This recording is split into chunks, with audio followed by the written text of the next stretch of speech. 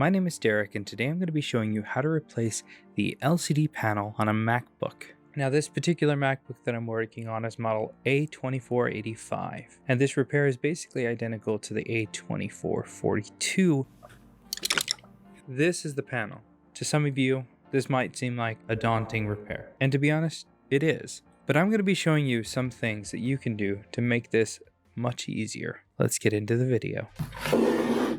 As you can see, a nice crack here with lines. Definitely needs a new panel. Bit dirty. We'll give that a cleaning, but let's speed through this tear down because that's not what we're here for.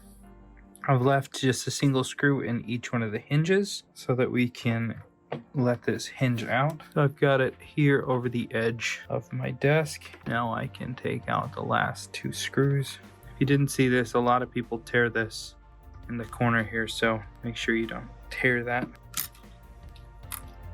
And then it'll just slide right off like that. All right, let's move on to separating this display from the frame. One thing to note, big important thing to note, we cannot damage the backlight.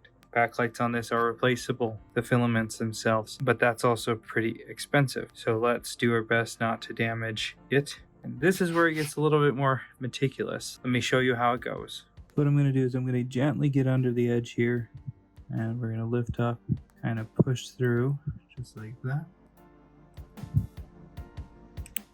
And then I'll come in with a spudger.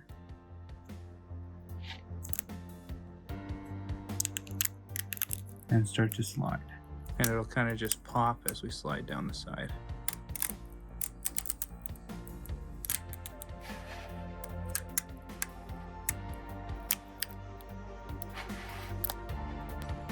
And we'll just peel that away and set it aside for later. Now we have all of these screws going down. Some are silver, some are black, and we need to get rid of all of them.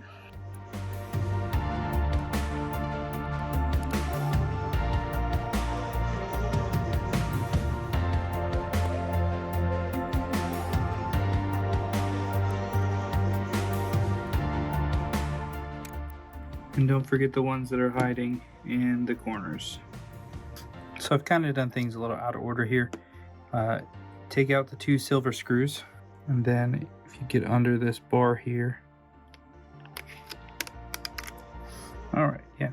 And if you take that off first, then it won't get in the way of the black screws at all. Now we have 4 screws down here holding the flex down.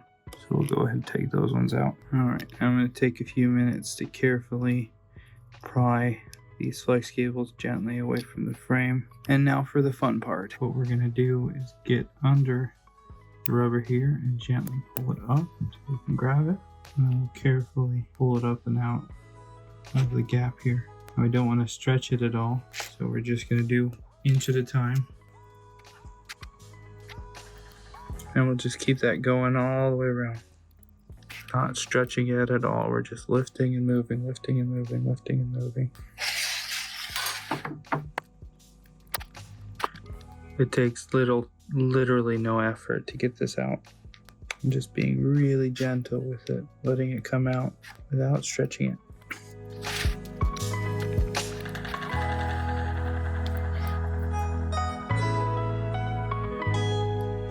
And that's where it begins. So we'll hold on to that for later. Now I'll focus on this side, see if I can get it up and out. Alright, after that little break there, able to get a hold of it again. Now we should be able to pull this nice and slowly. Give it a little bit of tension here to help free up some of the friction by flexing the screen up a little in the bottom. And we're slowly making our way towards the top.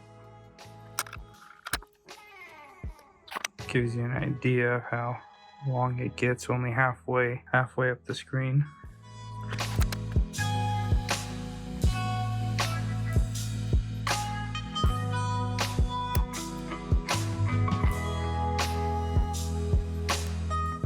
It's a slow going process to sit here and pull on the adhesive.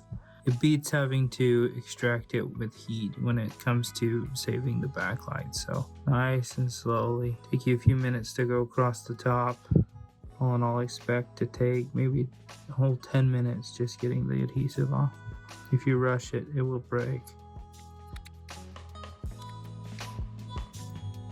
And we'll come around the corner here. Taking our time, making sure we don't break. Trying our best not to break it.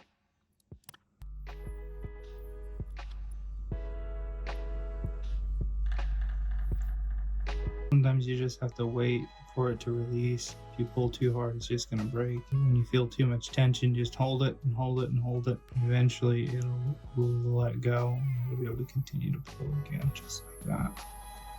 Kind of like fishing with 1 pound test line with a 30-pound fish. It's doable, you just gotta really be careful. You know, it's probably more like equivalent of catching a large fish like a swordfish or a tuna with a regular fishing pole. In other words, not easy to do without breaking the adhesive. And we're almost there. There we go. And now the whole panel is free. So now we can gently lift on the panel and carefully set it down. You need to be really careful about this flex here. Now this connector is a little bit unique. I'm gonna add some isopropyl alcohol to the bracket to help break up the adhesive. That comes off. Now we can go deal with pulling this out. There's 2 little prongs that stick up a little in there. You need to push them down to pull it out.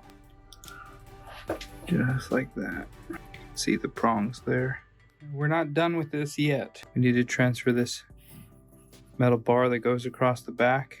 One of the things that we need to take note of is where it lines up with things so that we can line it up properly. And last but not least, we need to peel back this sticker. This IC and this IC, this little glass IC, need to be transferred over to the new display.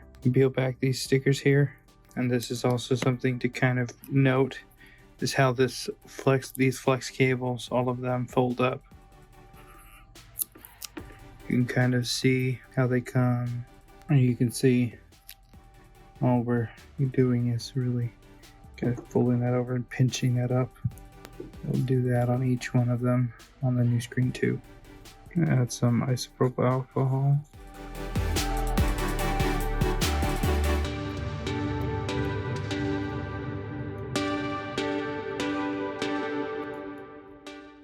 So to make this easier, because this screen is the busted one, I'm just going to slice through these flex cables so I can easier access while soldering.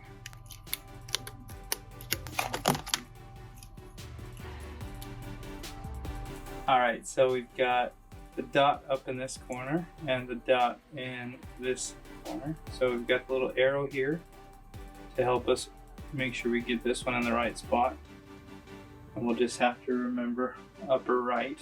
So we'll add some flux here. This will help kind of protect the solder pads, help them from oxidizing too much as we're removing these ICs. I'm going to take my heat at about 340 degrees Celsius.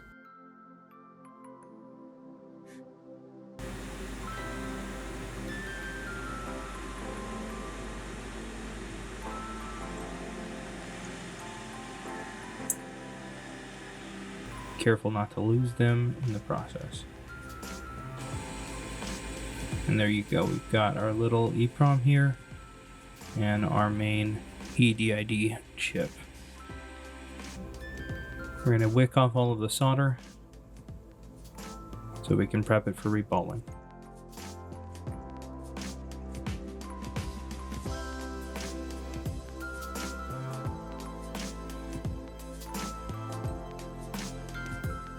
We'll clean off the burnt flux with some isopropyl alcohol and a brush. Alright, so what we're going to do is we'll carefully get under the sticker here and peel that up.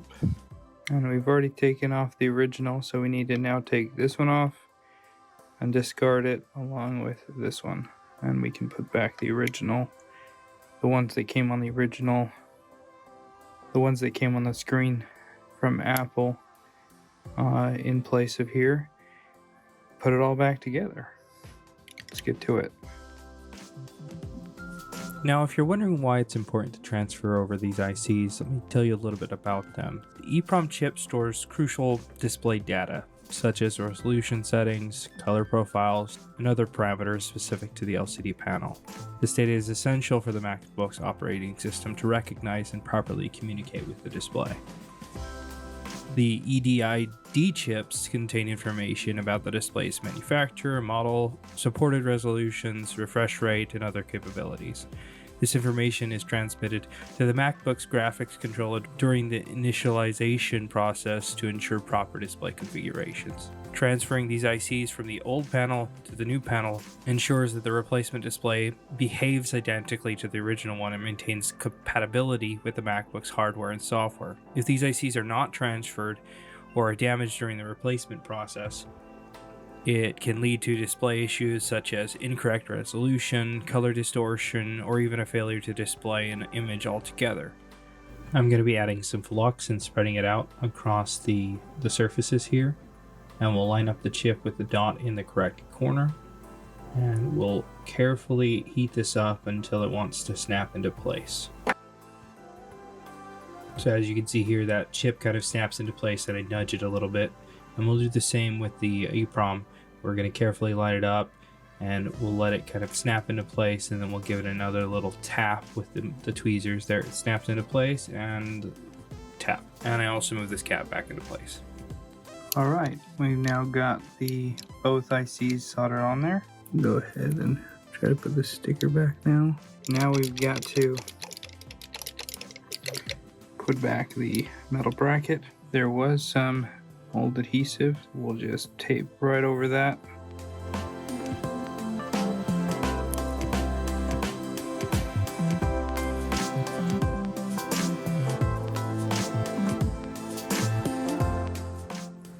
Now we just have to line it up where it went before.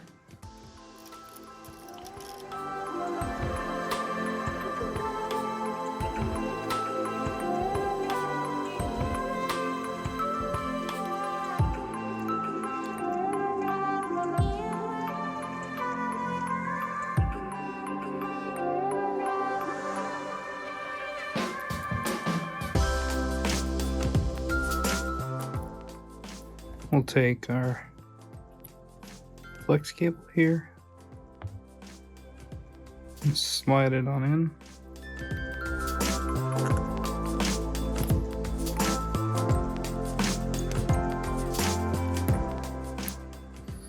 So now we're going to tape up the borders and put back the bezel. All right, so now we've got adhesive on there.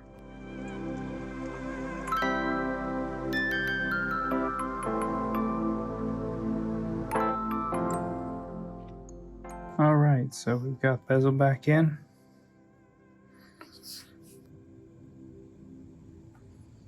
I'll peel off the protector.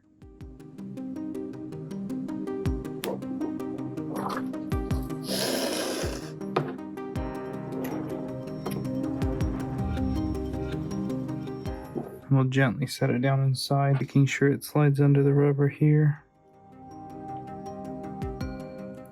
in the corners. All right, we're getting a really good fitting all the way around the border, so now it's time to peel off the protectors. And then we can reassemble all of the screws and brackets, everything at the bottom. All right, now that I've got those, I'm just gonna double check the alignment of the corners here, make sure I like it.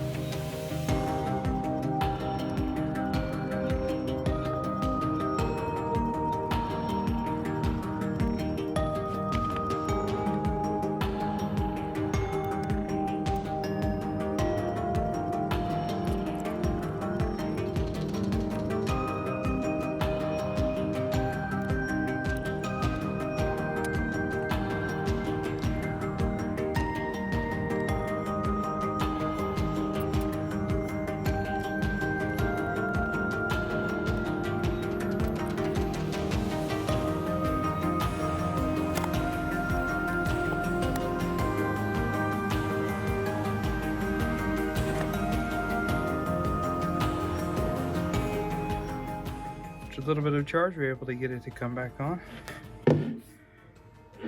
But yeah, now we're good to go.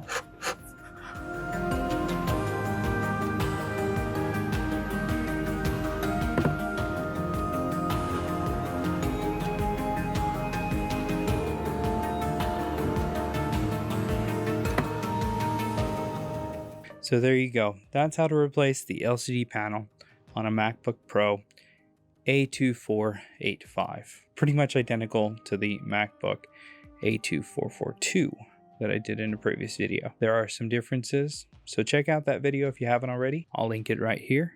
If this is something that you want to try, but you have questions or concerns, leave them in the comments below. Because one of the most satisfying things is being able to take a screen that isn't working and get it working again with all of its functions without losing things like the camera, having a shadow effect at the top, other reasons to do this display, to transfer the ICs, etc. It's a super satisfying repair. Now this repair is probably going to be a little more expensive as far as the labor is concerned. The panel's expensive, not as expensive as your standard display panel with lid and frame and everything. Given this repair can take several hours, minimum amount of time that you'd want to dedicate to this repair is probably like 3 hours, even though you could probably do it faster. But this is truly one of those repairs that requires a lot of different skills. Being able to control the heat, the meticulousness of removing the display, the solder work, the teardown itself, all of that. So if you haven't already, go ahead and smash the like button. Subscribe if you haven't already for more future videos like this. Thanks a ton for watching. We'll see you in the next video.